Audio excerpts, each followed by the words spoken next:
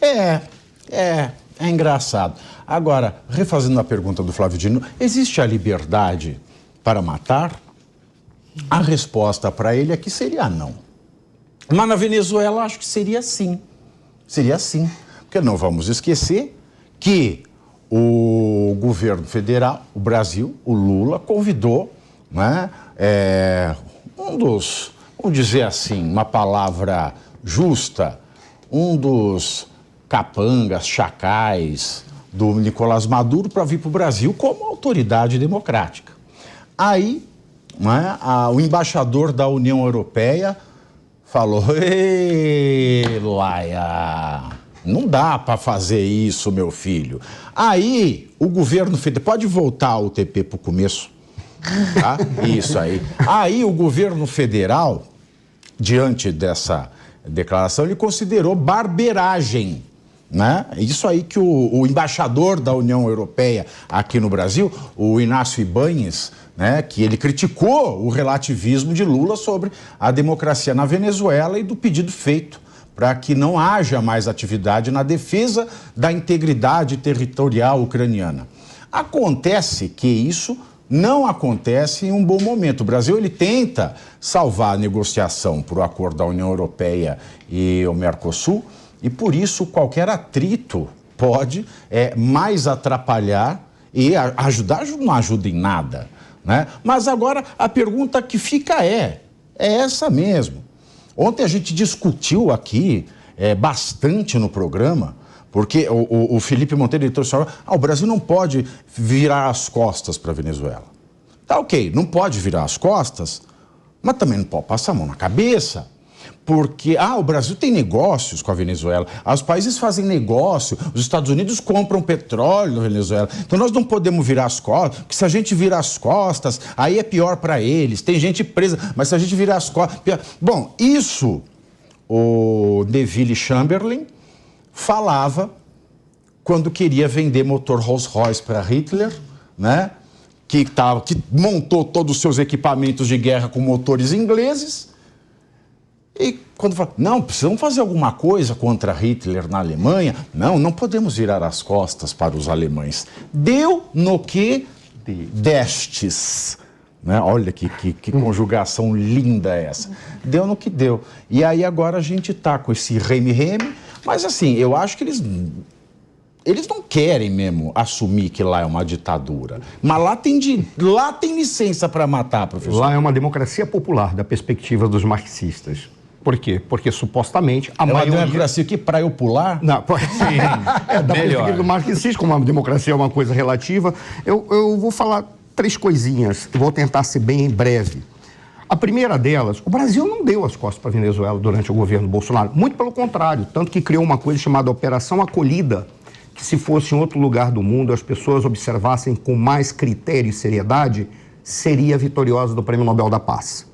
Porque foi uma operação espetacular de recepção de refugiados e interiorização desses refugiados, articulando a sociedade e o papel que coube ao governo. E o Lula e a Dilma fizeram... Lembra quando os cubanos queriam ficar aqui? Sim, manda embora. Ele fez o programa De Volta para Minha Terra, ele copiou o Gugu. Ele fez agora, o De Volta para Minha Terra. Olha que coisa curiosa. Primeiro, o Brasil não deu as costas para a Venezuela. Segundo, vamos tentar entender várias coisas do que o Felipe falou ontem, que eu discordo de todas, apesar do carinho imenso que eu tenho pelo Felipe.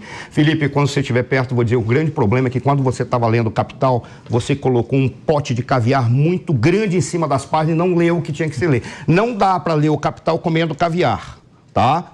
Tente ser, pelo amor de Deus, entender o fato. E eu adoro o Felipe, é um dos caras mais gentis que eu conheci na minha vida e brilhante, mas é uma outra linha. Mas continuando, as coisas que o Felipe falou. Nós temos negócio com a Venezuela? Temos negócio com a Venezuela sim, só que os venezuelanos, ou o governo venezuelano, tem o hábito de não querer pagar. Há outros elementos que, quando você observa a estrutura governamental da Venezuela, são 5 poderes. Quais são os poderes? Executivo, legislativo, judiciário, poder cidadão e o poder eleitoral. Os 4, a partir do executivo e do legislativo, os demais 3 são preenchidos de acordo com a votação do legislativo e indicação do executivo. Ora, se você tem um legislativo que está ocupado por um único partido, que é o PSUV, que é o único partido que não é perseguido lá, ele indica todos os cargos. Qual é o grande problema? E eu entendo o que o Felipe falou quando ele diz, não, nós temos que fazer uma mediação do que aconteceu na Venezuela, ou nós temos que mediar para tentar chegar a um acordo. Não tem como chegar a um acordo, por quê? Porque o poder eleitoral não permite uma eleição equilibrada e frauda ou permite fraudes em todos os momentos do processo eleitoral. Portanto, a única coisa que tem que ser feita é exatamente uma pressão ao governo venezuelano para que ele aceite uma reforma e a retirada do Maduro do poder, ele renunciando e não participando do processo eleitoral. Só que não é isso que ele quer, não é isso que interessa para aqueles que o apoiam aqui no Brasil. Esse é o primeiro ponto. Segundo ponto, com relação à Sua Excelência, o embaixador da União Europeia. Eu, particularmente, não gosto de embaixadores, ou que embaixadores, melhor dizer, que ele é um cara brilhante, esse embaixador. É um homem espetacular, brilhante em todos os aspectos, mas, particularmente, eu não gosto que embaixadores se manifestem sobre a política interna de um país, sobre declaração de presidente. Seja em relação ao presidente Luiz Inácio Lula da Silva, seja em relação ao presidente Jair Messias Bolsonaro, tal qual ocorreu durante a sua gestão. Não é papel de embaixadores estarem internamente no nosso país questionando, criticando ou se manifestando em relação ao governo. Se eu aceitar que façam isso em relação ao Lula, eu terei que aceitar que façam isso com relação a quaisquer outros presidentes da República. Significa que nós perdemos a nossa soberania. Ele deve pedir desculpas ou ele definir, afinal de contas, qual é o papel que cabe à União Europeia. Se isso vai embargar ou encerrar um processo de negociação União Europeia-Mercosul, de repente, a União Europeia não me parece que ela vai querer impedir isso. Por qual razão? Porque hoje os europeus querem vir para a América do Sul como querem ir para a África, pelo vácuo de poder que eles criaram, que foi preenchido pela China e foi preenchido... E agora a Rússia já está fazendo uma reunião, uma cúpula África-Rússia. Então, que foi preenchido por aqueles. Não existe vácuo de poder. Alguém ocupa. Então, não me parece que eles vão querer dificultar, porque é interesse da Europa voltar para cá. Este é o segundo ponto. E eu vou tentar ser breve no terceiro, que foram maravilhosas manifestações que o pessoal fez aqui, separando a questão pública e privada. Isso é genial. Só tem um dado que eu acho que seria complementar ao que vocês falaram. O grande problema é que não dá para a gente fazer uma integração da segurança pública a partir de um Ministério da Segurança e da Justiça. O Ministério da Justiça deveria apenas articular as questões governamentais e decidir aquilo que envolve a justiça do governo federal. Mas toda vez que você fala um Ministério de Segurança que articule toda a segurança pública a partir do centro, isso só funciona em duas situações: países pequenos territorialmente e ditaduras. Tanto que o nome das ditaduras ou dos regimes autoritários é chamado Ministério do Interior, porque ele regula toda a segurança do território e utiliza os elementos de segurança para atuar em função das necessidades do governo e não do Estado. Imagina um país como o Brasil. O que nós precisaríamos é a descentralização cada vez maior da segurança, dando aos governadores o poder e a capacidade deles trabalharem autonomamente, sendo complementar aquilo que o governo federal deveria fazer. Porque aí você teria mais eficácia, você teria eficiência das forças, treinamento, poderia olhar para as polícias e dar aos policiais aquilo que eles precisam: segurança jurídica, apoio jurídico, apoio psicológico, salários adequados, treinamento. O que o presidente Lula falou é verdade. Precisa sim, os militares, a Força de Segurança precisa ter treinamento, porque eles não têm, tem que tirar do próprio bolso para treinar tiro. Isso é uma afronta que eles recebam mal e ainda têm que pagar o seu próprio treinamento. Isso ele está certo, mas ele está certo pela razão errada. A razão certa seria fazer com que a segurança tenha todo o apoio, a segurança pública. Isso deveria ser do Estado. Até mesmo, e eu entendo quando fala da junção dos serviços de inteligência. Eu participei de um curso que nós ministramos e montamos um curso para a Guarda Civil de uma cidade no interior do Rio Grande do Sul, que é a cidade de Caxias do Sul. Qual era o grande problema de você juntar os sistemas de inteligência? Se você junta os sistemas de inteligência, você acaba trazendo a decisão para um determinado órgão. Você pode ter nos estados, mas não no governo federal, porque ele vai juntar as informações e ele pode simplesmente dizer assim: aquelas imagens que foram gravadas ali não servem. Essas aqui servem. Então esse cara não pode ser convocado para tal coisa ou para outra. Você não tem peso, você não tem freio nenhum do outro lado.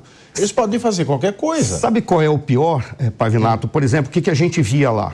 Se você junta os sistemas de inteligência, você pode fazer um monitoramento total, perfeito. Mas você vai ter que armar todas as entidades de segurança. Dentre elas, por exemplo, a Guarda Municipal, que nós víamos. A Guarda Municipal só pode ser armada em cidades acima de tantos mil habitantes. Nas cidades menores, Quando você coloca o guarda municipal, que tem um papel de preservar o patrimônio e tomar conta daquelas áreas públicas, mas ele não está armado, todo marginal vê um guarda de segurança como um espião. E esse cara se torna um alvo do crime organizado. Ou para comprá-lo ou para matá-lo. Da guarda suíça do Vaticano. Pois é, mas esse é um problema. Para mim, o melhor seria uma descentralização cada vez maior da polícia. E que ao governo federal ficasse apenas um entendimento de como prover os recursos que o Estado precisam para resolver as suas questões de segurança. Se Fortaleza acha que tem que descer o sarrafo, que ache. Se São Paulo acha que não, tem que ser na base do iogurte. Mas nós estamos falando que ache. Do embaixador da União Europeia. Pois é, mas tudo bem, nós estamos falando do embaixador da União Europeia, mas eu juntei as três coisas. Por quê? Porque quando fala da questão do embaixador, ele fez uma crítica ao presidente Lula, que não é correto, citando a questão da venezuelana, onde a questão da segurança pública é tratado da maneira como os venezuelanos tratam, segurança centralizada. Pública. Lá é uma retança pública. Então eu juntei as três coisas. E a gente olha o Brasil também, aí eu fico me perguntando o seguinte, gente... o Brasil tem que condenar a falta de democracia e de Estado de Direito. Mas vamos olhar para nós, vamos olhar para o espelho, vamos nos desnudar, vamos tirar o sutiã. Ai, que chão frio. Vamos ver a nossa beleza nesse espelho aqui.